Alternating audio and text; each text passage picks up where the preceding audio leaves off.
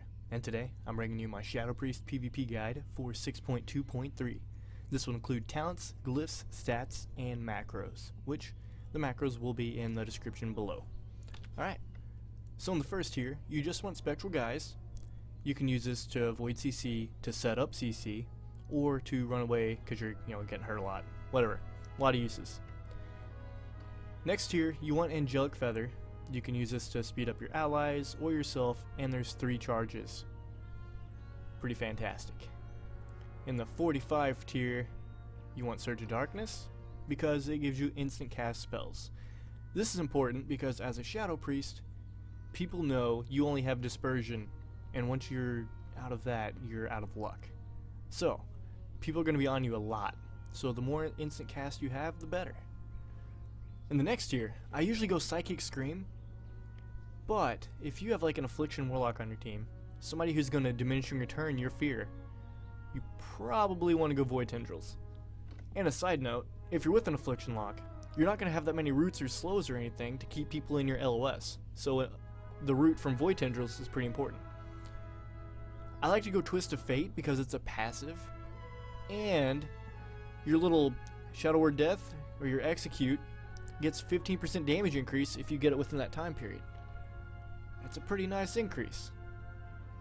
In the 90 tier, I like to go Cascade, because Halo has too big of a cooldown, Divine Star has too little of damage, and Cascade has kind of the best in both worlds, and it has a 40-yard range. So I go Cascade. And in the last tier, just go Clarity of Power.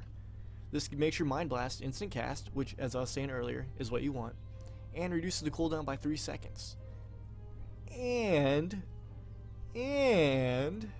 Shadow Word Death deals 40% more damage.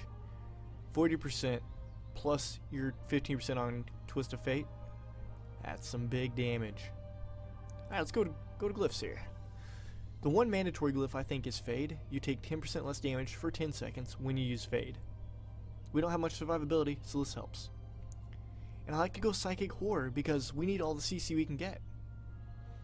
Well, I mean, we don't necessarily need it all, but you can't go wrong with more CC.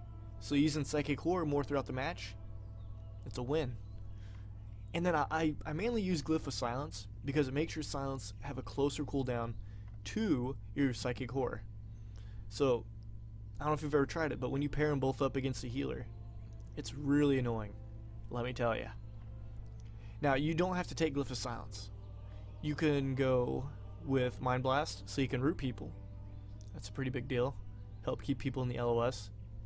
And then, of course, if you're reversing Paladins and Mages, or you have to dispel a Cyclone, go Glyph of Mass Dispel. Alright, so that's it for the talents and glyphs. Now, when it comes to stats, you want your 4 set piece. Some people don't want to use their 4 set piece. They'd rather just go with the 2 set piece and get in more mastery. It's completely up to you. I personally just like having the orbs being refunded. Now, your main stat will be Mastery. Shadow Priests benefit a lot from the damage output that Mastery gives. It's just a flat increase to your Mind Blast. Now also, you want to go Versatility for your secondary stat. This just helps you do more damage and more damage reduction to you. So, it's a win-win. But mainly you want to get all the Mastery you can get. Alright, well that pretty much covers part 1 of this guide. If you did like it, please comment, like, or subscribe. I would really appreciate it. Alright guys, take care.